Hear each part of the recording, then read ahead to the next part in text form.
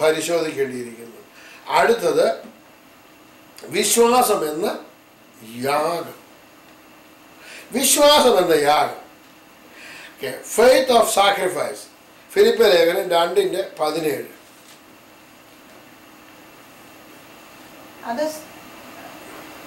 അതിന്റെ 15 വരെ വായിച്ചു. ചിലർ ക്രിസ്തുവിനെ അസൂയയും പിണക്കവും നിമിത്തം പ്രസംഗിക്കുന്നു, ചിലരോ നല്ല മനസ്സോടെ തന്നെ. അവർ എവിടെ മല വായിക്കുന്നത്? ഫിലിപ്പിയ ലേഖനം 2:14 മുതൽ വായിക്കും. അന്നേരം മനസ്സിലാകും.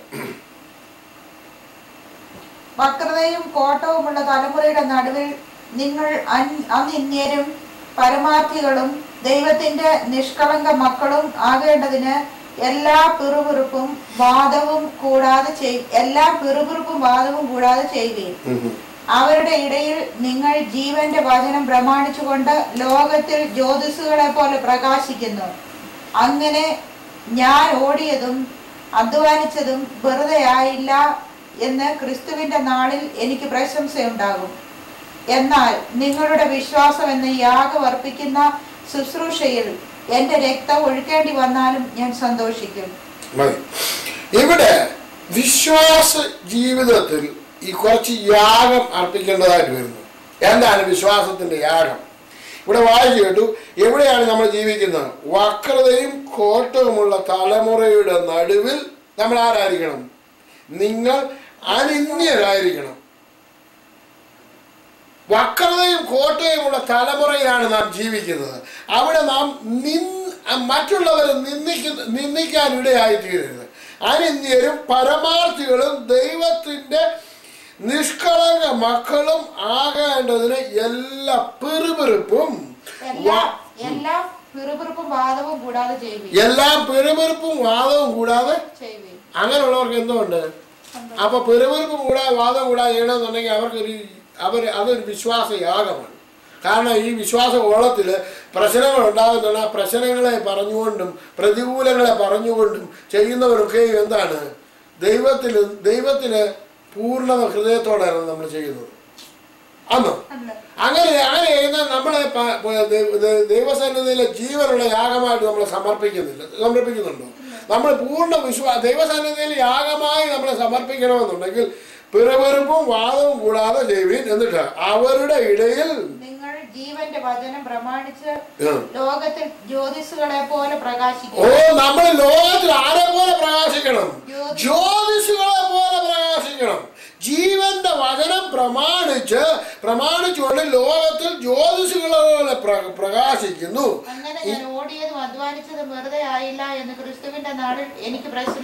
അപ്പൊ അങ്ങനെയുള്ളവർക്ക് എന്തുണ്ട്? ക്രിസ്തുവിന്റെ നാളിൽ പ്രശംസയുണ്ട്. എന്താണ്? ഞാൻ ഓടിയതും അധ്വാനിച്ചതും ഒന്നും പിറുപിറുത്തോടെ ചെയ്യുന്നവരോ അവനൊന്നും ഈ ജ്യോതിസിനെ പോലെ അല്ലേ ഇരിക്കുന്നത്. അവനൊന്നും ഇതൊരു യാഗം അർപ്പിച്ചിട്ടില്ല. എന്താണ് യാഗം? വിശ്വാസ ജീവിതത്തിൽ ഒരു യാഗം ആവശ്യമാണ്. ചില പ്രതികൂല സാഹചര്യങ്ങളെ കാണുന്നുണ്ട്, പിന്മാറിപ്പോകുന്നതല്ല. ഇതിന് നമുക്ക് സ്വയം അർപ്പിക്കുകയാണ്. സ്വയം അർപ്പണമാണ് യാഗം. ഇസഹാക്കിനെ ഇസഹാക്ക് തന്നെത്താൻ അർപ്പിക്കുകയായിരുന്നു യാഗമായിട്ട്. നമുക്ക് റോമാലേഖനം 12:1-2 വാക്യം വായിക്കും. സഹോദരന്മാരെ, ഞാൻ ദൈവത്തിന്റെ മനസ്സലിവ് ഓർമ്മിപ്പിച്ച് നിങ്ങളെ പ്രബോധിപ്പിക്കുന്നത്, നിങ്ങൾ ബുദ്ധിയുള്ള ആരാധനയായി നിങ്ങളുടെ ശരീരങ്ങളെ ജീവനും വിശുദ്ധിയും ദൈവത്തിന് പ്രസാദമുള്ള യാഗമായി സമർപ്പിപ്പിൻ. നമ്മളെയാണ് യാഗമായിട്ട് സമർപ്പിക്കണം. നമ്മുടെ വിശ്വാസ ജീവിതത്തെ നമ്മൾ എന്ത് ചെയ്യണം? യാഗമായി സമർപ്പിക്കണം. അതാണ് വിശ്വാസയാഗം. വിശ്വാസ ജീവിതത്തിൽ നമ്മൾ പല കാര്യങ്ങളും നമ്മൾ യാഗം അർപ്പിക്കേണ്ടതുണ്ട്. ചില കാര്യങ്ങൾ നമുക്ക് എല്ലാ കാര്യങ്ങളും നമ്മൾ ദൈവസന്നിധിയിൽ നമ്മൾ നേരോടെ നടക്കുമ്പോൾ പരമാർത്ഥതയോടെ നമ്മൾ ചില കാര്യങ്ങൾ നമുക്ക് ചെയ്യാൻ സാധ്യമല്ല. ഈ ലോകത്തിൻ്റെ പ്രവർത്തികളൊന്നും ചെയ്യാൻ സാധ്യമല്ല. കാരണം എന്താണ്? നമ്മൾ ചില കാര്യങ്ങൾക്ക് നമ്മൾ യാഗമായി തീരണം. ജീവനുള്ള വിശുദ്ധിയുമുള്ള ദൈവസന്നിധിയിൽ ദൈവത്തിന് പൂർണ്ണതയും പ്രസാദമുള്ള യാഗമായി സമർപ്പിച്ച ഒരു വ്യക്തിക്ക് ലോകത്തിലേക്ക് കൂടിപ്പോകാൻ പറ്റത്തില്ല. അത് വിശ്വാസത്തിൻ്റെ യാഗമാണ്. എന്നിട്ട് പറയുന്നത്, എന്നാൽ നിങ്ങളുടെ വിശ്വാസം എന്ന യാഗം അർപ്പിക്കുന്ന ശുശ്രൂഷയിൽ എൻ്റെ രക്തം ഒഴിക്കേണ്ടി വന്നാലും ഞാൻ ആരാണ് വിശ്വാസയാഗം അർപ്പിക്കുന്നത്? നമ്മൾ ഓരോരുത്തരും. എന്നാൽ നിങ്ങളുടെ വിശ്വാസം എന്ന യാഗം അർപ്പിക്കുന്നത്, നാം ഓരോരുത്തരും വിശ്വാസം എന്ന യാഗം അർപ്പിക്കുന്നവരായി തീരണം. എങ്ങനെയാണ് വിശ്വാസം എന്ന യാഗം അർപ്പിക്കുന്നത്? പൂർണ്ണതയും പ്രസാദവും, ദൈവത്തിന് പൂർണ്ണതയും പ്രസാദമുള്ള യാഗമായി നമ്മളെ തന്നെ സമർപ്പിക്കണം. എന്നിട്ട് പറയുന്നത് ഈ ലോകത്തിന് അനുരൂപരാകാതെ, റോമാലേഖനം 12:2 വാക്യമാണ്. ഈ ലോകത്തിന് അനുരൂപരാകാതെ നന്മയും പ്രസാദവും പൂർണ്ണതയുമുള്ള ദൈവഹിതം ഇന്നതെന്ന് തിരിച്ചറിയേണ്ടതിന് മനസ്സ് പുതുക്കി രൂപാന്തരപ്പെടുകയും. നമ്മൾ ദിനംതോറും മനസ്സ് പുതുക്കി എന്ത് ചെയ്യണം? രൂപാന്തരം പ്രാപിക്കണം. അങ്ങനെയാണ് നമ്മുടെ വിശ്വാസം യാഗമായി തീരുന്നത്, വിശ്വാസയാഗമായി തീരുന്നത്. Praise the Lord. നമ്മൾ ആ വിഭാഗത്തേക്ക് നമ്മൾ കടന്നു വരണം. വലിയ ബുദ്ധിമുട്ടുള്ള ഒരു ജീവിതമാണെന്ന് നമുക്ക് തോന്നും. പക്ഷേ എന്നുണ്ടെങ്കിൽ ദൈവസന്നിധി കടന്നു വരുമ്പോൾ നമുക്ക് വളരെ സന്തോഷകരമായ ഒരു ജീവിതമാണ് ഈ വിശ്വാസ ജീവിതം. വിശ്വാസത്തിൻ്റെ സ്ഥിരത, വിശ്വാസത്തിൻ്റെ സ്ഥിരത അത് കൊലോസ്യ ലേഖനം 2:5 വാക്യത്തിൽ നാം വായിക്കുന്നത്. കൊലോസ്യ ലേഖനം 2:1 മുതൽ വായിക്കാം. 2:1 മുതൽ. നിങ്ങൾക്കും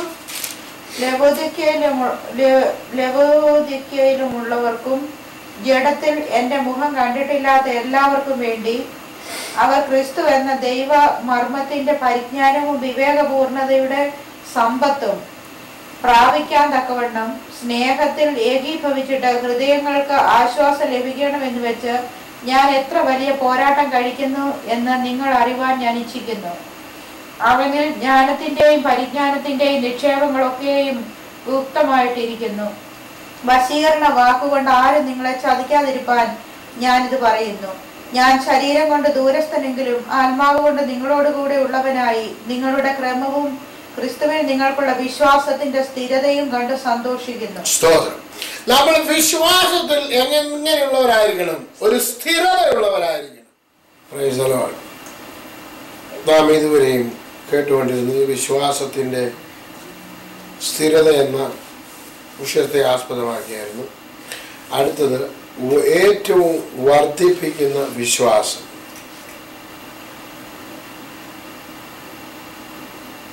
ഇനി എക്സീഡിങ് ഗ്രോത്ത് ഓഫ് ഫെയ്ത്ത്, ഏറ്റവും വർദ്ധിപ്പിക്കുന്ന വിശ്വാസം, ഏറ്റവും വർദ്ധിക്കുന്ന വിശ്വാസം. 2 തെസ്സലോനിക്കർ 1-3 വാക്യത്തിൽ ഇങ്ങനെ വായിക്കുന്നു: സഹോദരന്മാരെ, നിങ്ങളുടെ വിശ്വാസം ഏറ്റവും വർദ്ധിച്ച് ആളാം പ്രതി നിങ്ങൾക്ക് എല്ലാവർക്കും അന്യോന്യ സ്നേഹം പെരുകയും വരികയാൽ ഞങ്ങൾ യോഗ്യമാകുമെന്ന് ദൈവത്തിന് എപ്പോഴും നിങ്ങളെക്കുറിച്ച് സ്തോത്രം ചെയ്യുവാൻ കടപ്പെട്ടിരിക്കുന്നു. അപ്പോസ്തലനായ പൗലോസ് നമ്മളെക്കുറിച്ച് ആഗ്രഹിക്കുന്നത് വിശ്വാസം ഏറ്റവും വർദ്ധിച്ചു വരണമെന്നാണ്. ദൈവം നമ്മളെക്കുറിച്ച് ആഗ്രഹിക്കുന്നത് വിശ്വാസം നമ്മളിൽ വർദ്ധിച്ചു വരണമെന്നാണ്. കാരണം നാം ജനിച്ച് നാം മുമ്പേ കേട്ടതുപോലെ നാം വീണ്ടും ജനനം പ്രാപിച്ച് ശിശുക്കളായി ഇരിപ്പാനല്ല ദൈവം നമ്മളെക്കുറിച്ച് ആഗ്രഹിക്കുന്നത്. നാം ദൈവവചനത്തിൽ വിശ്വാസം, ദൈവവചനം പഠിച്ച് വിശ്വാസത്തിൽ വർദ്ധിച്ചു വരണം എന്നുള്ളതാണ് നാം ഇവിടെ മനസ്സിലാക്കുന്നത്. സഹോദരന്മാർ ഒന്ന് വായിച്ചാൽ 2 തെസ്സലോനിക്കർ 1:3. സഹോദരന്മാരെ, നിങ്ങളുടെ വിശ്വാസം ഏറ്റവും വർദ്ധിച്ചും ആളാം പ്രതി നിങ്ങൾക്ക് എല്ലാവർക്കും അന്യോന്യ സ്നേഹം പെരുകിയും വരികയാൽ ഞങ്ങൾ യോഗ്യമാവണ്ണം ദൈവത്തിന് എപ്പോഴും നിങ്ങളെക്കുറിച്ച് സ്തോത്രം ചെയ്യുവാൻ കടപ്പെട്ടിരിക്കുന്നു.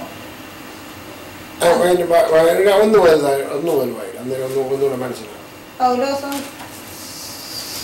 സിൽവാനോസും തീമോത്തിയോസും പിതാവായ ദൈവത്തിനും കർത്താവായ യേശുക്രിസ്തുവിനുമുള്ള തെസ്സലോനിക്ക സഭയ്ക്ക് എഴുതുന്നത്.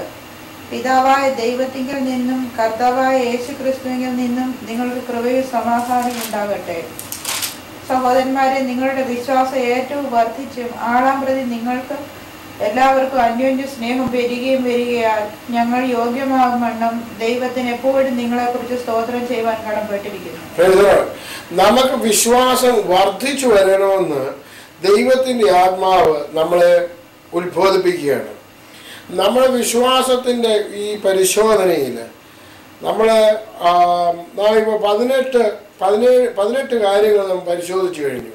നമ്മുടെ വിശ്വാസം എങ്ങനെ ഇരിക്കുന്നു എന്നുള്ളൊരു പരിശോധനയായിരുന്നു നമ്മൾ പഠിച്ചുകൊണ്ടിരിക്കുന്നത്, മനസ്സിലാക്കിക്കൊണ്ടിരിക്കുന്നത്. അപ്പോൾ ഈ 18ാമത്തെ വിഷയത്തെ നമ്മൾ മനസ്സിലാക്കുന്നത് എങ്ങനെയാണ്? നമ്മുടെ വിശ്വാസം എങ്ങനെ ആയിരിക്കണം? ദിനം പ്രതി വർദ്ധിച്ചു വരണം. ആളാം പ്രതി ഏറ്റവും വർദ്ധിച്ച് നിങ്ങൾക്കെല്ലാവർക്കും അന്യോന്യ സ്നേഹം വരികയാൽ ഞങ്ങൾ അയോഗ്യമാവണ്ണം ദൈവത്തിന് എപ്പോഴും നിങ്ങളെക്കുറിച്ച് സ്തോത്രം ചെയ്യുവാൻ കടപ്പെട്ടിരിക്കുന്നു. നമ്മളെ ഭരിക്കുന്നവർ അഥവാ നമ്മുടെ മുകളിലുള്ള അപ്പോസ്തലന്മാരായിരിക്കുന്നവർ നമ്മെക്കുറിച്ച് ആഗ്രഹിക്കുന്നത് എന്താണ്? എപ്പോഴും നമ്മുടെ വിശ്വാസം വർദ്ധിച്ച് ദൈവസന്നിധിയിൽ നാം അന്യോന്യ സ്നേഹമുള്ളവരായി തീരുവാനാണ് ആഗ്രഹിക്കുന്നത്. അടുത്തത് ആരോഗ്യമുള്ള വിശ്വാസം. തീത്തോസിൻ്റെ ലേഖനം 1:13-14 വാക്യത്തിൽ അതിനകത്ത് വായിക്കുന്നു. തീത്തോസിൻ്റെ ലേഖനം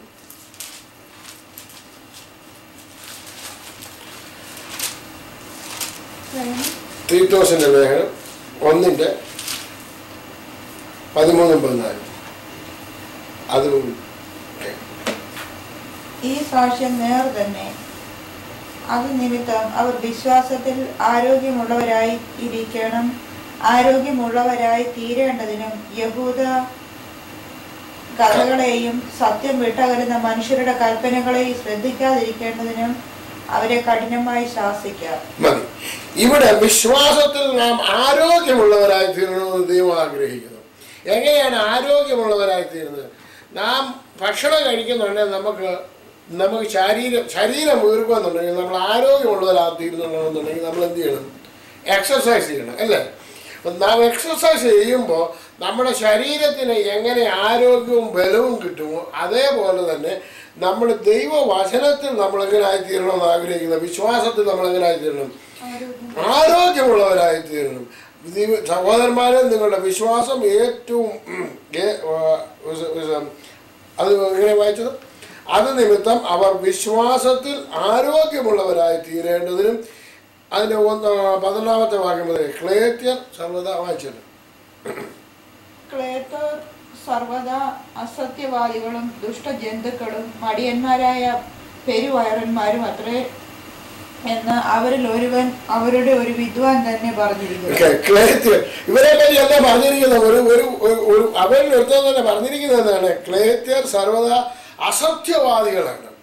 അസത്യവാദികളും ദുഷ്ടജന്തുക്കളും മടിയന്മാരുമായ പെരുവയറന്മാരും അത്രേ. പെരുവയറന്മാരായിരിക്കുന്നവർക്ക് ആരോഗ്യമുണ്ടോ?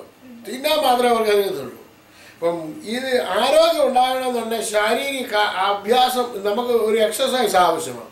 എന്ന് പറഞ്ഞതുപോലെ നമ്മുടെ ഈ ആത്മീയ ജീവിതത്തിലും ദൈവവചനം ഒരുപാട് നമ്മൾ കേൾക്കുന്നത് കൊണ്ട് മാത്രമല്ല, അതിനെ നമ്മൾ എന്ത് ചെയ്യണം? പ്രാക്ടീസ് ചെയ്യുന്നവരായി തീരണം. എങ്കിൽ മാത്രമേ നമുക്ക് എന്ത് ചെയ്യത്തുള്ളൂ? വിശ്വാസ ജീവിതത്തിൽ ആരോഗ്യമുള്ളവരായി തീരത്തുള്ളൂ. വിശ്വാസ ജീവിതത്തിൽ ആരോഗ്യമുള്ളവരായി തീർന്നു കഴിഞ്ഞിട്ടുണ്ട് അവർക്ക് എന്നാ പ്രത്യേകത? അത് നിമിത്തം അവർ വിശ്വാസത്തിൽ ആരോഗ്യമുള്ളവരായി തീരുന്നതിനും യഹൂദ കഥകളെയും സത്യം വിട്ടകലുന്ന മനുഷ്യരുടെ കൽപ്പനകളെയും ശ്രദ്ധിക്കാതിരിക്കേണ്ടതിന് ഇപ്പം മാനുഷിക കൽപ്പനകൾ വിശ്വാസ ജീവിതത്തിൽ ഏറ്റവും കൂടുതൽ ഉണ്ടാകുന്നത് എന്താണ്? മാനുഷിക കൽപ്പനകൾ, കെട്ടുകഥകൾ, യഹൂദ മതാനുസാരത്തിനുള്ള കഥകൾ. ഈ കഥകളും അല്ലെന്നുണ്ടെങ്കിൽ നാം ആയിരിക്കുന്ന ലോകത്തിലുള്ള കഥകളും സമ്പ്രദായങ്ങളും അതുപോലെ തന്നെ ഈ മാനുഷിക കൽപ്പനകളും കൊണ്ടുവന്നിട്ട് എന്ത് ചെയ്യും? വിശ്വാസത്തിൽ നിന്ന് നമ്മൾ എന്തായി പോകും? അകന്നു പോകാം. വിശ്വാസത്തിൽ നിന്ന് അകന്നു പോകാതിരിക്കണമെന്നുണ്ടെങ്കിൽ നമ്മൾ വിശ്വാസത്തിൽ എന്തുള്ളവരായിരിക്കണം? ആരോഗ്യമുള്ളവരായി തീരണം. ആരോഗ്യമുള്ളവരായി തീരുവാൻ ദൈവം നമ്മളെ കുറിച്ച് പ്രവർത്തിയാറുള്ള വിശ്വാസം. നാം മുമ്പേ കേട്ടതാണ്. ആ വിശ്വാസത്തിൻ്റെ യാക്കോബിൻ്റെ ലേഖനത്തിൽ നിന്നും പൂർണ്ണ വിശ്വാസത്തിലേക്ക് നമ്മൾ കണ്ടാണ്. ഇത് പ്രവർത്തിയാറുള്ള വിശ്വാസം. അതും പൂർണ്ണ വിശ്വാസവും തമ്മിൽ ഏകദേശം ഒരുപോലെയാകുന്നു. കാരണം പൂർണ്ണ വിശ്വാസം നാം മുമ്പേ കണ്ടു പൂർണ്ണതയിലേക്ക് എത്തുന്ന പ്രവൃത്തി കൊണ്ടാണ്. ഇവിടെ അത് തന്നെയാണ് വീണ്ടും പറയുവാൻ അപ്പോസ്തലനായ യാക്കോബ് പറയുന്നത് 2-ാം അധ്യായം 17 മുതൽ 26 മുതലുള്ള വാക്യത്തിൽ. അങ്ങനെ വിശ്വാസവും വച്ചാണ്. യാക്കോബിൻ്റെ ലേഖനം 2:17 മുതൽ ജെയിംസ് ചാപ്റ്റർ 2:17 onwards. അങ്ങനെ വിശ്വാസവും പ്രവർത്തികളില്ലാത്തതായാൽ സ്വതവേ നിർജീവമാകുന്നു. അതെ. എന്നാൽ ഒരുത്തൻ നിനക്ക് വിശ്വാസമുണ്ട്, എനിക്ക് പ്രവർത്തികളുണ്ട് എന്ന് പറയുമായിരിക്കും. നിന്റെ വിശ്വാസം പ്രവർത്തികൾ കൂടാതെ കാണിച്ചു തരിക, ഞാനും എൻ്റെ വിശ്വാസം പ്രവർത്തികളാൽ കാണിച്ചു തരാം. ദൈവം ഏകനെന്ന് നീ വിശ്വസിക്കുന്നുവോ? കൊള്ളാം, പിശാചുക്കളും അങ്ങനെ വിശ്വസിക്കുന്നു. ദൈവം ഏകനെന്ന് നീ വിശ്വസിക്കുന്നു. ആരും വിശ്വസിക്കുന്ന അങ്ങനെ തന്നെ. പിശാച് വിശ്വസിക്കുക മാത്രമല്ല, അവനെന്തും ചെയ്യുന്നുണ്ട്. ദൈവസന്നിധിയിൽ അവൻ വിറയ്ക്കുകയും ചെയ്യുന്നു. അടുത്തത്, വ്യർത്ഥ മനുഷ്യ, പ്രവൃത്തിയില്ലാത്ത വിശ്വാസം നിഷ്ഫലമെന്ന് ഗ്രഹിപ്പാൻ നിനക്ക് മനസ്സുണ്ടോ? ദൈവത്തിന്റെ ആത്മാവ് പറയാണ്, മനുഷ്യ എന്ത് ചെയ്തിരിക്കണം? പ്രവൃത്തിയില്ലാത്ത വിശ്വാസം നിഷ്ഫലം.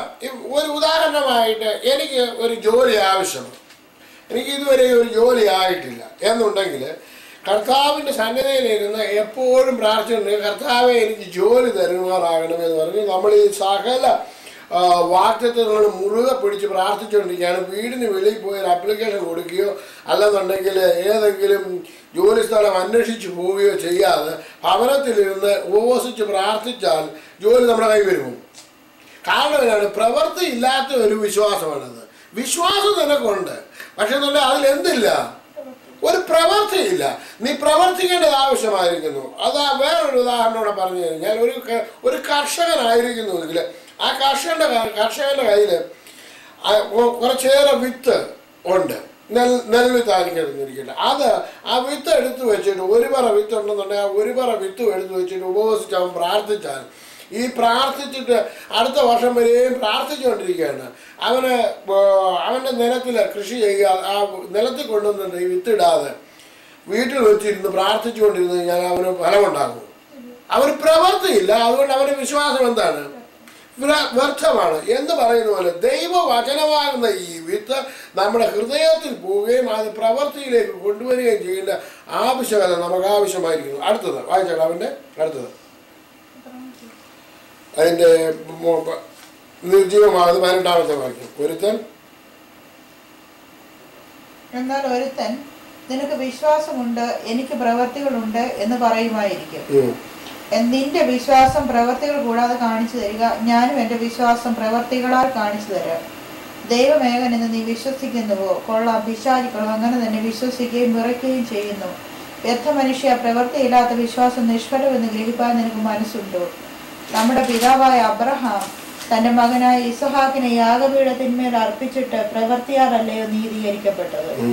അവന്റെ പ്രവൃത്തിയോടുകൂടെ വിശ്വാസം വ്യാപരിച്ചു എന്നും പ്രവൃത്തിയാൽ വിശ്വാസം പൂർണ്ണമായി എന്നും നീ കാണുന്നുവല്ലോ. ഇവിടെ പ്രവൃത്തിയാൽ വിശ്വാസം, മുമ്പ് പറയുന്നതുപോലെ വിശ്വാസം പ്രവൃത്തിയാൽ പൂർണ്ണമായെന്നും, പൂർണ്ണമായത് മാത്രമല്ല പ്രവൃത്തിയാൽ വിശ്വാസത്താൽ അവൻ എന്ത് ചെയ്തു? നീതീകരണവും പ്രാപിച്ചു. നമുക്കൊരു നീതീകരണം ആവശ്യമായിരിക്കുന്നുവെങ്കിൽ ഞാൻ കർത്താവിനെ രക്ഷിതാവുമായി സ്വീകരിച്ചു, ഇനി ഞാൻ എൻ്റെ ഇഷ്ടം പോലെ ജീവിക്കാമെന്നല്ല. ദൈവസഭയോട് ചേർന്ന് ദൈവത്തെ അവൻ എന്ത് ചെയ്യണം? ദൈവത്തെ ആരാധിക്കുന്നതിന് വേണ്ടി ദൈവത്തെ ആരാധിക്കുന്ന സഭയിൽ ചെന്ന് അവൻ ആരാധിക്കേണ്ടിയിരിക്കുന്നു. അവൻ്റെ പ്രവൃത്തിയോടുകൂടിയാണ് അവൻ്റെ വിശ്വാസം പൂർണ്ണതയിലേക്ക് വരുന്നത്. അങ്ങനെ പ്രവൃത്തിയാലുള്ള വിശ്വാസം നാം കാണുവാനിടയായി. അടുത്തത് ഇങ്ങനെ അതിന്റെ 26-ാമത്തെ വാക്യത്തിനകത്ത് ഒന്നുകൂടെ വായിച്ചു. 26-ാമത്തെ വാക്യം വായിച്ചു. ഇങ്ങനെ ആത്മാവില്ലാത്ത ശരീരം നിർജീവമായിരിക്കുന്നത് പോലെ പ്രവൃത്തിയില്ലാത്ത വിശ്വാസവും നിർജീവമാകുന്നു. ഇവിടെ നാം കേട്ടത് ആത്മാവില്ലാത്ത ഒരു ശരീരം. ഒരു ആത്മാവ് ഒരു മനുഷ്യന് നീങ്ങിപ്പോയി കഴിഞ്ഞാൽ ആ ശരീരം എങ്ങനെയാണ്? അത് നിർജീവമാണ് എന്ന് പറഞ്ഞതുപോലെ പ്രവൃത്തിയില്ലാത്ത വിശ്വാസം എങ്ങനെയുള്ളതാണ്? നിർജീവമാണ്. അതുകൊണ്ട് യാതൊരു കാര്യവും നടക്കത്തില്ല. അതിന് ജീവനില്ല വിശ്വാസത്തിന്. ഈ വചനം ജീവൻ വെക്കണമെന്നുണ്ടെന്നുണ്ടെങ്കിൽ നാം എന്തായിത്തീരണം? ഇത് പ്രവൃത്തിയിലേക്ക് വരേണ്ടിയിരിക്കുന്നു. കാരണം യോഹന്നാന്റെ സുവിശേഷം 1-ാം അധ്യായം 1-ാമത്തെ വാക്യവും 14-ാമത്തെ വാക്യവും ചേർത്ത് ഒന്നിച്ച് പഠിച്ചാൽ നമുക്കത് മനസ്സിലാക്കാൻ സാധിക്കും. 1-ാമത്തെ വാക്യത്തിൽ ഇങ്ങനെ വായിക്കുന്നു: ആദിയിൽ വചനം ഉണ്ടായിരുന്നു, വചനം ദൈവത്തോടു കൂടിയായിരുന്നു, വചനം ദൈവമായിരുന്നു. അതിന്റെ 14-ാമത്തെ വാക്യം: വചനം ജഡമായി തീർന്നു, കൃപയും സത്യവും നിറഞ്ഞവനായി നമ്മുടെ ഇടയിൽ പാർത്തു, ഞങ്ങൾ അവന്റെ തേജസ് പിതാവിൽ നിന്നും ഏകജാതനായവന്റെ തേജസ്സായി കണ്ടു. ദൈവം ആദിയിൽ വചനമായിരുന്നവൻ വചനമായിട്ട് തന്നെ ഇരുന്നിരുന്നു എങ്കിൽ നമുക്ക് നീതീകരണം ലഭിക്കില്ലായിരുന്നു. അവൻ എന്തായി തീർന്നു? ജഡമായി തീർന്നു, നമ്മുടെ ഇടയിൽ പാർത്തു. അതുകൊണ്ടാണ് നമുക്കൊരു നീതീകരണം ഉണ്ടാകുന്നത്. ഒരു പ്രവൃത്തി നടന്നു. ആ പ്രവൃത്തിയാൽ നമുക്ക് നീതീകരണം ലഭിച്ചു. നമുക്ക് നമ്മുടെ പ്രവൃത്തി എങ്ങനെയുള്ളതായിരിക്കണം? നാം നമ്മളെ തന്നെ ഒന്ന് പരിശോധിക്കണം. നമ്മുടെ വിശ്വാസ കോളത്തിൽ നമ്മൾ പ്രവൃത്തിയില്ലാതെ ദൈവവചനം കേൾക്കുന്നുണ്ട്, ഓക്കെ അത് നല്ലതായി ശരിയാ എന്ന് മാത്രം ഇരുന്നാൽ സാധ്യമാകില്ല. നമ്മൾ അതിനോടുകൂടി പ്രവർത്തിക്കുകയും വേണം. വിശ്വാസ ജീവിതം നല്ലതാണ്, ഞാൻ ആരോട് സുവിശേഷം പറയാൻ പോകുന്നില്ലെന്നുണ്ടെങ്കിൽ നമ്മൾ ദൈവത്തിന് വേണ്ടി നമ്മൾ പ്രവർത്തിക്കുന്നില്ല. അങ്ങനെ 21-ാമത്തേത് വിലയേറിയ വിശ്വാസം. രണ്ട് പത്രോസ് 1:1. നമ്മുടെ വിശ്വാസം എങ്ങനെയുള്ളതാണ് എന്ന് നമുക്ക് ഇവിടെ പരിശോധിക്കാം. അപ്പോസ്തലനായ പത്രോസ് നമ്മുടെ വിശ്വാസത്തെ പറ്റി എങ്ങനെയാണ് പറയുന്നത്? വിലയേറിയ വിശ്വാസം വായിച്ചാൽ 2 പത്രോസ് 1:2 വാക്യം. ദൈവത്തിന്റെയും നമ്മുടെ കർത്താവായ യേശുവിന്റെയും പരിജ്ഞാനത്തിൽ നിങ്ങൾക്ക് കൃപയും സമാധാനവും വർദ്ധിക്കുമാറാകട്ടെ. തന്റെ 1:1 യേശുക്രിസ്തുവിന്റെ ദാസനും അപ്പോസ്തലനുമായ ശീമോൻ പത്രോസ്. ശ്രദ്ധിക്കണം, ഇവിടെ ആരാണ് ശീമോൻ പത്രോസ്? യേശുക്രിസ്തുവിന്റെ ദാസനും അപ്പോസ്തലനുമാണ്. ശീമോൻ പത്രോസ് നമ്മുടെ ദൈവത്തിന്റെയും രക്ഷിതാവായ യേശുക്രിസ്തുവിന്റെയും നീതിയാൽ ഞങ്ങൾക്ക് ലഭിച്ചതുപോലെ അതേ വിലയേറിയ വിശ്വാസം ലഭിച്ചവർക്ക് എഴുതുന്നത്. അവർക്ക് എന്തിനും വിശ്വാസമാണ് ലഭിച്ചിരിക്കുന്നത്? അവർക്ക് ലഭിച്ചിരിക്കുന്ന വിലയേറിയ വിശ്വാസം. അതേ വിശ്വാസം ആർക്ക് തന്നിരിക്കുകയാണ്? അതേ വിലയേറിയ വിശ്വാസം നമുക്ക് തന്നിരിക്കുകയാണ്. അപ്പൊ പത്രോസിന് വേറെ സ്പെഷ്യലായിട്ട് വിശ്വാസം കൊടുത്തോ? ഇല്ല. പൗലോസിന് സ്പെഷ്യലായിട്ട് വേറെ വിശ്വാസമൊന്നും കൊടുത്തിട്ടില്ല. എല്ലാ വിശ്വാസവും ഒരുപോലെയാണ് തന്നിരിക്കുന്നത്. പത്രോസിന് കൊടുത്ത അതേ വിലയേറിയ വിശ്വാസം തന്നെയാണ് ആർക്കും തന്നിരിക്കുന്നത്? നമുക്ക് തന്നിരിക്കുന്നത്. അങ്ങനെയെങ്കിൽ വിശ്വാസത്തിന് എന്തില്ല? ഒരു വ്യത്യാസമില്ല. ദൈവം കൊടുത്തേക്കുമ്പോൾ ദൈവം കൊടുക്കുമ്പോൾ ഇതേ വിലയേറിയ വിശ്വാസം തന്നെ എനിക്കും നിനക്കും മറ്റുള്ളവർക്കും എല്ലാം ഒരേ വിശ്വാസം തന്നെ. ഈ പ്രഷ്യസ് ഫെയ്ത്ത് ആണ് തന്നിരിക്കുന്നത്. അതിന് അടുത്ത വാക്യങ്ങൾ വായിച്ചേ. ദൈവത്തിന്റെയും നമ്മുടെ കർത്താവായ യേശുവിന്റെയും പരിജ്ഞാനത്തിലും നിങ്ങൾക്ക് കൃപയും സമാധാനവും വർദ്ധിക്കുമാറാകട്ടെ. നമുക്ക് കൃപയും സമാധാനം, ഇംഗ്ലീഷ് ബൈബിൾ അത് വായിക്കുന്നത് മൾട്ടിപ്ലൈ ആകുന്ന വായിക്കുന്നത്. ഇത് നമുക്ക് വർദ്ധിച്ചു വരികയാണ് ചെയ്യുന്നത്. കൃപയും സമാധാനവും ആ വിശ്വാസം മൂലം നമുക്ക് എന്താ വർദ്ധിച്ചു വരുന്നത്? നമ്മുടെ കർത്താവായ യേശുക്രിസ്തുവിന്റെയും പരിജ്ഞാനത്തിൽ നിങ്ങൾക്ക് കൃപയും സമാധാനവും വർദ്ധിച്ചു വരുമാറാകട്ടെ. ഈ വിലയേറിയ വിശ്വാസമുള്ളവർക്ക് എന്താണ് വർദ്ധിച്ചു വരുന്നത്? സമാധാനം, കൃപ. ഈ വിലയേറിയ വിശ്വാസമുള്ളവർക്ക് മാത്രമേ. എൻ്റെ വിശ്വാസം ഞാനൊന്ന് പരിശോധിച്ച് നോക്കുന്നുണ്ടെങ്കിൽ എനിക്ക് സമാധാനമില്ലാതെ ഞാൻ അലയുകയാണെന്നുണ്ടെങ്കിൽ എന്നിൽ എന്തില്ല? വിലയേറിയ വിശ്വാസം ഇല്ല എന്ന് നമുക്ക് മനസ്സിലാക്കാൻ സാധിക്കും. നമ്മുടെ മേൽ കൃപ എന്തുകൊണ്ട് പെരുകേണ്ടിയിരിക്കുന്നു? ആ കൃപ പെരുകാതിരിക്കുന്നത് എന്തുകൊണ്ടാണ്? ആ വിലയേറിയ വിശ്വാസം നമ്മൾ ഇല്ലാത്തത് കൊണ്ടല്ല. നാം നമ്മെ തന്നെ ഒന്ന് പരിശോധിച്ച് നോക്കണം. ഈ പരിശോധനകൾ നമ്മൾ 24 പരിശോധനയാണ് പരിശോധിച്ചുകൊണ്ടിരിക്കുന്നത് ദൈവവചനത്തിലൂടെ. എങ്ങനെ ഓരോ അപ്പോസ്തലന്മാരിൽ കൂടെയും കർത്താവായ യേശു ക്രിസ്തുവിൽ കൂടെയും ദൈവവചനത്തിലൂടെ നാം പരിശോധിക്കുകയാണ് എൻ്റെ വിശ്വാസം എങ്ങനെ ഇരിക്കുന്നു, ഞാൻ എൻ്റെ ഈ വിശ്വാസകോളത്തിൽ ഞാൻ എങ്ങനെ ഇരിക്കുന്നു. ഈ പരിശോധനയിൽ പലതും നമ്മളിൽ ഇല്ലാതിരുന്നിരിക്കാം, നാം പലതും നമുക്ക് ഉണ്ടെന്നിരിക്കാം. അതിനെ നമ്മളൊന്ന് തുലനം ചെയ്ത് പഠിക്കുകയാണ്. ഈ തുലനം ചെയ്ത് പഠിക്കുമ്പോൾ എങ്ങനെയാണ് എൻ്റെ വിശ്വാസം വിലയേറിയതായിരിക്കുന്നുവോ, പ്രഷ്യസ് ആയിരിക്കുന്നു. അപ്പോസ്തലനായ പത്രോസിന് കിട്ടിയ അതേ വിശ്വാസമല്ലേ എനിക്ക് ലഭിച്ചിരിക്കുന്നത്. ഈ വിശ്വാസം ഉണ്ടെങ്കിൽ എനിക്ക് സമാധാനമുണ്ട്. പത്രോസ് ആണെൻ്റെ കാരാഗ്രഹത്തിൽ കിടന്ന് സമാധാനത്തോടെ കിടന്നുറങ്ങുകയാണ്. കാരണം നാളെ അവനെ എന്ത് ചെയ്യാൻ പോവുകയാണ്? ഹേരോദാവ് അവനെ ശിരച്ഛേദനം ചെയ്യാൻ പോവുകയാണ്. പക്ഷേ പത്രോസിന് എന്തില്ല? യാതൊരു അസമാധാനവുമില്ല. കാരണം യേശു അവനോട് പറഞ്ഞിട്ടുണ്ട്. യോഹന്നാന്റെ സുവിശേഷം ഒടുവിലത്തെ അധ്യായം എടുത്ത് വായിച്ചാണ്. യോഹന്നാന്റെ സുവിശേഷം അവന്റെ വിശ്വാസം എവിടെയായിരുന്നു എന്ന് നമുക്ക് നോക്കാം. യോഹന്നാന്റെ സുവിശേഷം 21-ാം അധ്യായത്തിന്റെ ഒടുവിലത്തെ ഭാഗം ഒന്ന് വായിച്ചു. അതിന് 20-ാമത്തെ വാക്യം, 18-ാമത്തെ വാക്യം. ആമീൻ ആമീൻ ആമേൻ ആമേൻ. ഞാൻ നിന്നോട് പറയുന്നു, നീ യൗവനക്കാരനായിരുന്നപ്പോൾ നീ തന്നെ അരകെട്ടി ഇഷ്ടമുള്ളിടത്ത് നടന്നു. നീ യൗവനക്കാരനായിരുന്നപ്പോൾ നീ അരകെട്ടി എങ്ങനെ നടന്നു? ഇഷ്ടമുള്ളിടത്ത് നടന്നു. വയസ്സനായ ശേഷമോ നീ കൈ നീട്ടുകയും. വയസ്സനായ ശേഷമോ അപ്പൊ പത്രോസിനോട് പറയുന്നത് അപ്പൊ നീ എന്തായിത്തീരും? വയസ്സനായിത്തീരും. വയസ്സനായ ശേഷമോ നീ കൈ നീട്ടുകയും മറ്റൊരുത്തൻ നിന്റെ അരകെട്ടി നിനക്ക് ഇഷ്ടമില്ലാത്തിടത്തേക്ക് നിന്നെ കൊണ്ടുപോവുകയും ചെയ്യും എന്ന് പറഞ്ഞു. യേശു അവന് കൊടുത്ത വാഗ്ദത്തം എന്തായിരുന്നു? നീ വയസ്സനായ ശേഷം അരകെട്ടി നിനക്ക് നീ കൈ നീട്ടുകയും മറ്റൊരുത്തൻ നിന്റെ അരകെട്ടുകയും നിനക്ക് ഇഷ്ടമില്ലാത്തടത്തേക്ക് കൂട്ടിക്കൊണ്ടു പോവുകയും ചെയ്യും. ഇവ സമാധാനത്തോടെ കിടന്നുറങ്ങി എന്തുകൊണ്ടായിരുന്നു? എന്നെ ഹേരോദാവ് കൊല്ലുകയില്ല, കാരണം ഞാൻ വയസ്സനായ ശേഷമേ മരിക്കുകയുള്ളൂ എന്ന് എൻ്റെ കർത്താവ് എന്നോട് പറഞ്ഞിട്ടുണ്ട്. അവൻ്റെ വാഗ്ദത്തം അതാണ്. അവൻ്റെ വിലയേറിയ വിശ്വാസം അവിടെയാണ് നിൽക്കുന്നത്. ഈ വിലയേറിയ വിശ്വാസമുള്ളിടത്ത് അവന് അസമാധാനത്തിന് കാരണമില്ല. നമ്മൾ പച്ച പിടിച്ചും പുഷ്ടി പ്രാപിച്ചും ഇരിക്കുമെന്നാണ് പറഞ്ഞിരിക്കുന്നത്. നരയ്ക്കുവോളം ചുവക്കാമെന്നാണ് കർത്താവ് നമ്മളോട് പറഞ്ഞിരിക്കുന്നത്. അങ്ങനെയെങ്കിൽ ഞാൻ ഈ ലോകത്തെ കണ്ടിട്ട് ഞാൻ അസമാധാനമായിട്ടിരിക്കേണ്ട ആവശ്യമില്ല. ഈ പ്രയാസ പ്രതികൂലത്തെ കണ്ടിട്ട് ഞാൻ അസമാധാനമായിട്ടിരിക്കേണ്ട ആവശ്യമില്ല. കാരണം പത്രോസിന് കൊടുത്തിരിക്കുന്ന അതേ വിലയേറിയ വിശ്വാസമാണ് എൻ്റെയും ജീവിതത്തിൽ എൻ്റെ കർത്താവ് എനിക്ക് തന്നിരിക്കുന്നത്. നാം നമ്മുടെ വിശ്വാസത്തെ ഒന്ന് പരിശോധിച്ചു. വചനം വിശ്വാസയോഗ്യം. 22-ാമത്തെ കാര്യം പറയുന്നു. വചനം എങ്ങനെയുള്ളതാണ്? വിശ്വാസയോഗ്യം. വെളിപ്പാട് പുസ്തകം 21-ാം അധ്യായം 5-ാമത്തെ വാക്യം ഒന്ന് വായിച്ചു. വെളിപ്പാട് പുസ്തകം 21-ാമത്തെ അധ്യായം 5-ാമത്തെ വാക്യം. വചനം എങ്ങനെയാണ് വിശ്വാസയോഗ്യമാണ്? അവൻ അവരുടെ കണ്ണിൽ നിന്ന് കണ്ണുനീരെല്ലാം തുടച്ചു കളയും. ഇനി മരണം ഉണ്ടാവുകയില്ല, ദുഃഖവും മുറവിളിയും കഷ്ടതയും ഇനി ഉണ്ടാവുകയില്ല. ഒന്നാമത്തേത് കഴിഞ്ഞു പോയി. സിംഹാസനത്തിൽ ഇരിക്കുന്നവൻ ഇതാ ഞാൻ സകലവും പുതുതാക്കുന്നു എന്ന് അരുളിച്ചെയ്തു.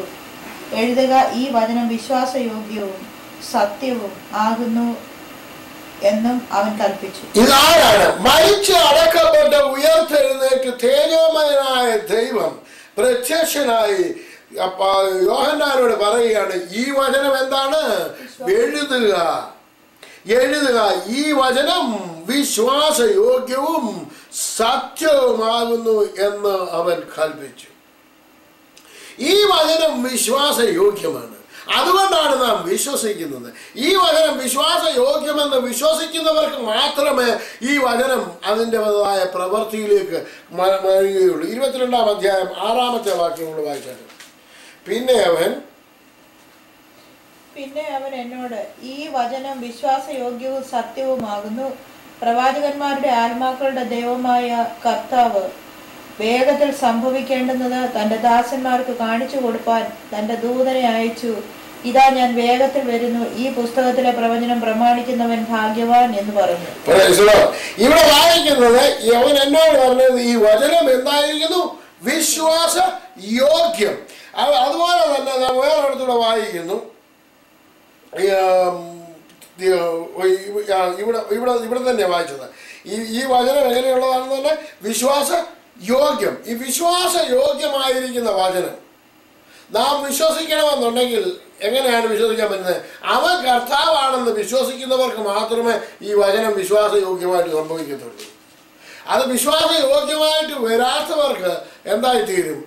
അവർക്കൊരിക്കലും, ഇവിടെ കോരിന്ത്യ ലേഖനത്തിനകത്ത് പറയുന്നുണ്ട് അവർക്ക് എന്തായിത്തീരുമെന്ന്. 1 കോരിന്ത്യർ 1-ാം അധ്യായം, ഐ തിങ്ക് 18-ാമത്തെ വാക്യമാണെന്ന് തോന്നുന്നു. ഒന്ന് വായിക്കും. 1 കോരിന്ത്യർ 1-ന്റെ 18-ാമത്തെ വാക്യം. ക്രൂശിന്റെ വചനം നശിച്ചു പോകുന്നവർക്ക് ഭോഷത്വവും രക്ഷിക്കപ്പെടുന്നവർ നമുക്കോ ദൈവശക്തിയുമാകുന്നു. ഇതെങ്ങനെയാണ്, ഇതാർക്കാണ് വിശ്വാസയോഗ്യമായി തീരുന്നത്? വായിച്ചാണ്. ക്രൂശിന്റെ വചനം നശിച്ചു പോകുന്നവർക്ക് ഭോഷത്വവും. ക്രൂശിന്റെ വചനം നശിച്ചു പോകുന്നവർക്ക് എന്താണ്? അവർക്ക് ഭോഷത്വമാണ്. പിന്നെ രക്ഷിക്കപ്പെടുന്നവർക്ക് നമുക്കോ ദൈവശക്തിയുമാണ്. ദൈവിക ശക്തിയാണ് ഈ വചനത്തിൽ വ്യാപരിച്ചിരിക്കുന്നത്. ഈ വചനത്തിൽ വ്യാപരിച്ചിരിക്കുന്നത് ദൈവിക ശക്തിയാണ്. ഇതെങ്ങനെയാണ് ശക്തി വ്യാപരിക്കുന്നതെന്ന് എബ്രായ ലേഖനം 12:4 നാം വായിക്കുന്നു.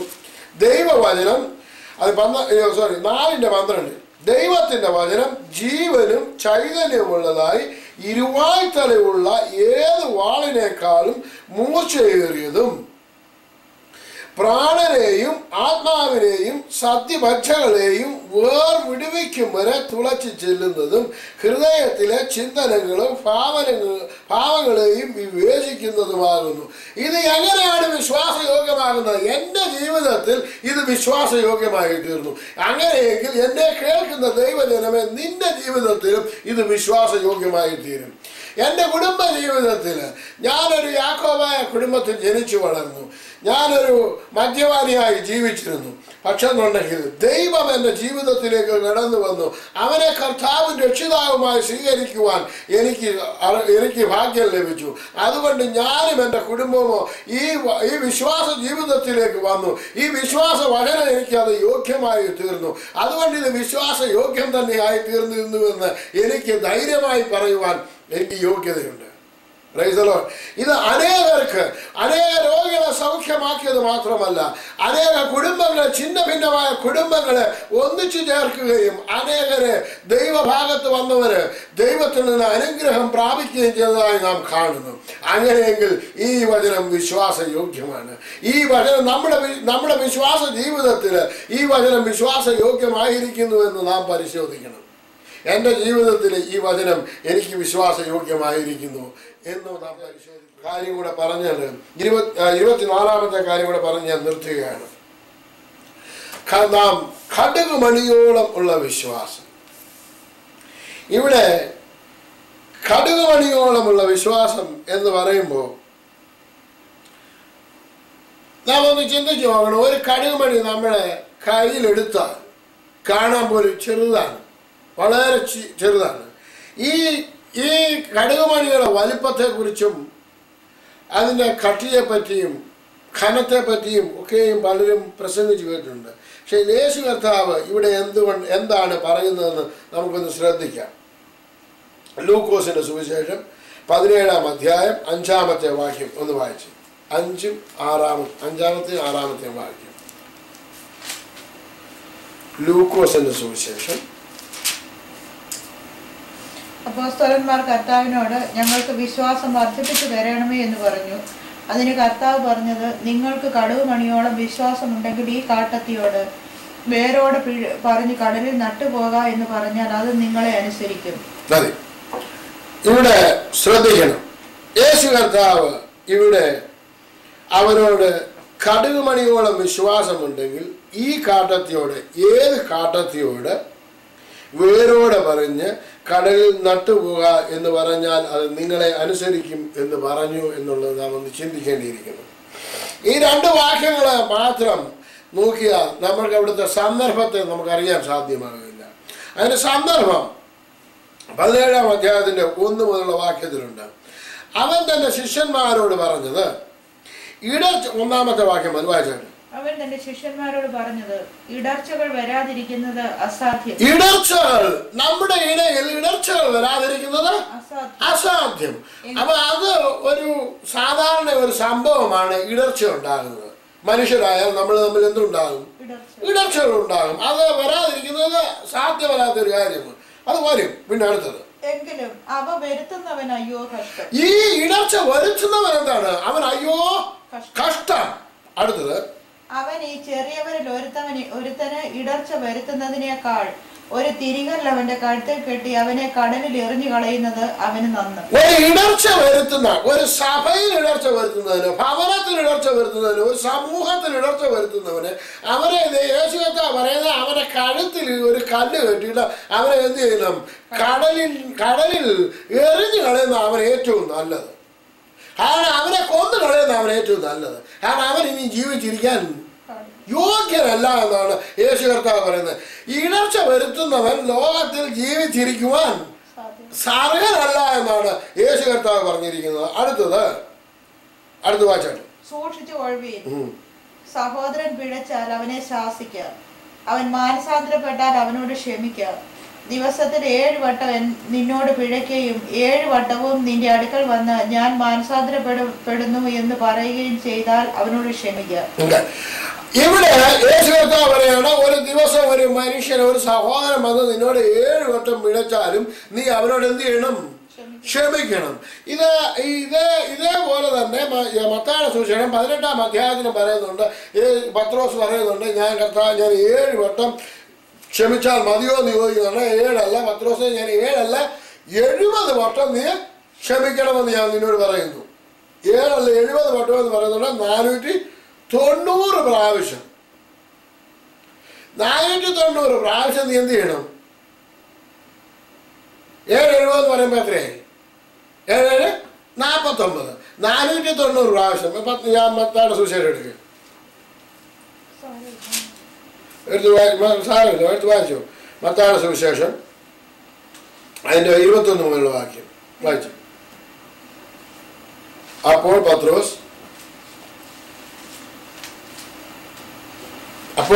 അവന്റെ അടുക്കൽ വന്ന്, കർത്താവേ, സഹോദരൻ എത്ര വട്ടം എന്നോട് പിഴച്ചാൽ ഞാൻ ക്ഷമിക്കണം? വായിച്ചു. അപ്പോൾ പത്രോസ് 18-ാമത്തെ അധ്യായം 21-ാമത്തെ വാക്യം. അപ്പോൾ പത്രോസ് അവന്റെ അടുക്കൽ വന്നു, കർത്താവേ, സഹോദരൻ എത്ര വട്ടം എന്നോട് പിഴച്ചാൽ ഞാൻ ക്ഷമിക്കണം? 7 വട്ടം മതിയോ എന്ന് ചോദിച്ചു. വായിച്ചു. യേശു അവനോട് 7 വട്ടമല്ല 70 വട്ടം എന്ന് പറഞ്ഞു. യേശു പറയുകയാണ്, 70 വട്ടം നീ ക്ഷമിക്കണം. ഒരു സഹോദരൻ നിന്നോട് പിഴച്ചാൽ എത്ര വട്ടം ക്ഷമിക്കണം? 70 വട്ടം നീ ക്ഷമിക്കണം എന്ന് പറഞ്ഞു കഴിഞ്ഞാൽ അത് ആ ക്ഷമിക്കുന്നതിന് നിനക്കെന്നെ ഒരു സംഖ്യ വെക്കാൻ പാടില്ല. നീ അസംഖ്യമായിട്ട് നീ അവനോട് ക്ഷമിക്കണം. അസംഖ്യമായിട്ട് ഒരു വ്യക്തിയോട് നീ ക്ഷമിക്കണമെങ്കിൽ എന്ന് പറഞ്ഞു കഴിഞ്ഞാൽ 490 പ്രാവശ്യം ഒരു ദിവസം ഒരാളോട് ക്ഷമിക്കണമെന്നുണ്ടെന്നുണ്ടെങ്കിൽ അത് ഒരു പറഞ്ഞു തീരാത്ത ക്ഷമയാണ്, അല്ലേ? പറഞ്ഞു തീരാത്ത ഒരു ക്ഷമിക്കണമെന്ന് പറഞ്ഞപ്പോൾ അവർ ഒന്നുകൂടെ വായിച്ചു. ഇനി ലൂക്കോസിന്റെ സുവിശേഷം 17:4 വായിച്ചാണ്. ദിവസത്തിൽ 7 വട്ടം നിന്നോട് പിഴയ്ക്കുകയും 7 വട്ടവും നിന്റെ അടുക്കൽ വന്ന് ഞാൻ മാനസാന്തരപ്പെടുന്നു എന്ന് പറയുകയും ചെയ്താൽ അവനോട് ക്ഷമിക്കണം. അവനോട് നീ എന്ത് ചെയ്യണം? നീ ക്ഷമിക്കണം എന്നാണ് യേശു കർത്താവ് പറഞ്ഞത്. ഇനി അതിന്റെ താഴെ വായിക്കില്ലേ അപ്പോസ്തലന്മാർ അന്നേരം എന്താ പറയുന്നത്? അപ്പോസ്തലന്മാർ കർത്താവിനോട് ഞങ്ങൾക്ക് വിശ്വാസം വർദ്ധിപ്പിച്ചു തരണമേ എന്ന് പറഞ്ഞു. അപ്പം ക്ഷമിക്കുന്നതിന് എന്താ വേണം? ക്ഷമിക്കുന്നതിന് അപ്പം വിശ്വാസം ആവശ്യമാണ്. ഇത്രയും ഞാൻ ക്ഷമിക്കണമെന്നുണ്ടെങ്കിൽ അതിനെന്തോ എനിക്ക് ആവശ്യം വേണം? വിശ്വാസം വേണം. വിശ്വാസം എങ്ങനെ വരുന്നത്? വിശ്വാസം കേൾവിയാലും കേൾവി ദൈവത്തിന്റെ വചനത്താലും വരുന്നു. അന്നേരം യേശു പറയുകയാണ്, അതിന് നിനക്ക് എന്തുമാത്രം വിശ്വാസം വേണം? അതിന് കടുകുമണിയോളം വിശ്വാസമെങ്കിൽ ഈ കാട്ടത്തിയോട്, ഏത് കാട്ടത്തിയോട്? അവിശ്വാസം അല്ല, ക്ഷമിക്കാതിരിക്കുക എന്നിരിക്കുന്ന ആ കാട്ടത്തിയോട് ഇവിടെ നിന്ന് പറഞ്ഞ് കടലിൽ നട്ടുപോകുക എന്ന് പറഞ്ഞാൽ അത് നിന്നെ അനുസരിക്കും. അതിനെന്താണ് പറയേണ്ടത്? യേശുവിൻ്റെ നാമത്തിൽ ഞാൻ നിന്നോട് ക്ഷമിച്ചിരിക്കുന്നു. ഇവിടെ നിന്ന് പറഞ്ഞ് പട്ടുപോകുക എന്ന് പറഞ്ഞ് ഞാൻ നിന്നോട് പറഞ്ഞാൽ അതനുസരിക്കുമെന്ന് യേശു നിന്നോട് പറഞ്ഞിരിക്കുന്നതിനാൽ ഞാൻ നിന്നോട് ക്ഷമിച്ചിരിക്കുന്നു. ഒറ്റ വാക്കുകൊണ്ട് അത് തീരും. ഒറ്റ വാക്ക്. അതിന് കടുകുമണിയോളം വിശ്വാസം. ഇതാണ് കടുകുമണിയോളമുള്ള വിശ്വാസം. അതിന് അധികം വിശ്വാസം ആവശ്യമില്ല. കാരണം യേശു പറഞ്ഞു, നീ അതിനധികം വിശ്വാസമൊന്നും ഉപയോഗിക്കേണ്ട ആവശ്യമില്ല. കടുകുമണിയോളം വിശ്വാസം മതി ക്ഷമിക്കുന്നതിന് വേണ്ടി. ഒരാളോട് ക്ഷമിക്കാൻ നമുക്ക് വലിയ കാര്യങ്ങളൊക്കെ ചെയ്യണമെന്ന്, ഒരു വലിയ കാര്യം ചെയ്യണ്ട. യേശു പറഞ്ഞാൽ അതിന് ചെറിയ വിശ്വാസം മതി, കടുകുമണിയോളം വിശ്വാസം മതി നീ വേറൊരാളോട് ക്ഷമിക്കാൻ. ദൈവത്തിൽ നിന്ന് പ്രാപിക്കുന്നത് പോലെയല്ല വേറൊരാളോട് ക്ഷമിക്കുന്നത്. വേറൊരാളോട് ക്ഷമിക്കാൻ എന്തുമാത്രം വിശ്വാസം വേണം? കടുകുമണിയോളം വിശ്വാസം മതി. അത് നിനക്ക് ഉപയോഗിക്കാൻ സാധിക്കും. എൻ്റെ ജീവിതത്തിൽ ഞാൻ ആരോടെങ്കിലും ക്ഷമിക്കാതിരിക്കുന്നുണ്ട്. നമ്മുടെ വിശ്വാസ ജീവിതത്തിൽ എനിക്ക് കടുകുമണിയോളം വിശ്വാസമുണ്ടെങ്കിൽ സഹോദരനോട് നിനക്ക് ക്ഷമിക്കാൻ സാധിക്കും, സഹോദരിയോട് ക്ഷമിക്കാൻ സാധിക്കും, മറ്റുള്ളവരോട് ക്ഷമിക്കാൻ സാധിക്കും. നമ്മുടെ വിശ്വാസ ജീവിതത്തിൽ നമ്മുടെ പരിശോധന നമ്മൾ കണ്ടു. 24 പരിശോധനകൾ നാം കാണുവാനിടയായി. അത് 24 നമ്മൾ വളരെ വിശദമായിട്ട് നമ്മൾ പഠിക്കുവാനിടയായി. ഇത് നമ്മുടെ ജീവിതത്തിൽ നാം പരിശോധിക്കണം. പല ആവർത്തി ഇതിനെ ഒന്ന് കേൾക്കണം, പല ആവർത്തി ഇതിനെ ഒന്ന് മനസ്സിൽ ചിന്തിക്കണം, ചിന്തിച്ച് നോക്കണം. എൻ്റെ ജീവിതത്തിൽ ഞാൻ ഇതിനെല്ലാം യോഗ്യത ഉള്ളവനാണോ ഉള്ളവളാണോ എന്ന് നാം പരിശോധിക്കണം. കാരണം നമ്മുടെ ജീവിതം വളരെ പ്രഷ്യസാണ്. അത് ദൈവത്തിന് വിലയേറിയതാണ്. ദൈവസന്നിധിയിലും അത് വിലയേറിയതാണ്. കാരണം ദൈവം നമ്മളെ അവൻ്റെ സ്വരൂപത്തിലും സാദൃശ്യപ്രകാരവും സൃഷ്ടിച്ചു. അവനെ അനുസരിച്ച് അവൻ്റെ കൽപ്പന പ്രകാരം ജീവിക്കുവാൻ അവൻ നമ്മെക്കുറിച്ച് ആഗ്രഹിക്കുന്നു. നാം അങ്ങനെ ആയിരിക്കുകയും വേണം. അങ്ങനെയെങ്കിൽ നമ്മുടെ വിശ്വാസം, അവനോടുള്ള വിശ്വാസം, നമ്മളിൽ അടങ്ങിയിരിക്കുന്ന ആ വിശ്വാസം എങ്ങനെയെന്ന് നാം പരിശോധിക്കണം. ഈ പരിശോധന, ദൈവവചനത്തിലൂടെ ഉള്ള ഈ പരിശോധന നമുക്കത് അനുഗ്രഹമായി തീരട്ടെ എന്ന് പ്രാർത്ഥിച്ചുകൊണ്ട് ഇതിൽ നിന്നും വിരമിക്കാകുന്നു. നിങ്ങൾക്കെല്ലാവർക്കും എൻ്റെ സ്നേഹവന്ദനത്തെ അറിയിച്ചുകൊണ്ട് ഞാൻ എൻ്റെ വാക്കിൽ നിന്ന് വിരമിക്കും. ഇതുവരെയും നിങ്ങൾ കേട്ടുകൊണ്ടിരുന്നത് വിശ്വാസത്തിൻ്റെ ഒരു പുനർപരിശോധനയായിരുന്നു. ഈ പുനർപരിശോധനയിൽ 24 കാര്യങ്ങൾ നിങ്ങളെ പറഞ്ഞ് മനസ്സിലാക്കുവാൻ ദൈവം എന്നെ സഹായിച്ചു. ഈ പുനർപരിശോധനയിൽ അനേക കാര്യങ്ങളിലൂടെ കടന്നു പോയിട്ടുണ്ട്. ഇതിൽ അവരവർക്ക് ആവശ്യമായിരിക്കുന്ന ദൈവത്തിൻ്റെ വചനം ഏറ്റെടുത്ത്